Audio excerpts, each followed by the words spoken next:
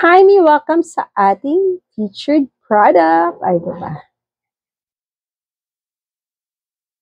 Ito ang meat tenderizer.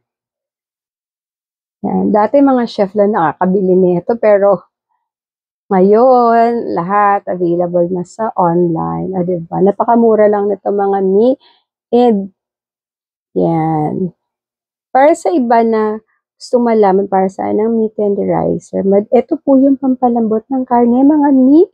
So yun, pipit-pitin mo lang yung karne ng ganyan, lalong-lalo na yung mga baka, yung mga makukunat, di ba? Kambing, ganyan. Para mas madali silang lumambot.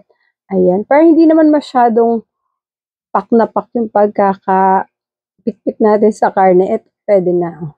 Para lang magkaroon siya ng groove, yung laman niya magkaroon lang ng groove. Tapos, mas madali ma-absorb ang ating mga marinade. Diba? Mas malasa siya. So, yun lang ang link. Nasa yellow basket. Get yours now.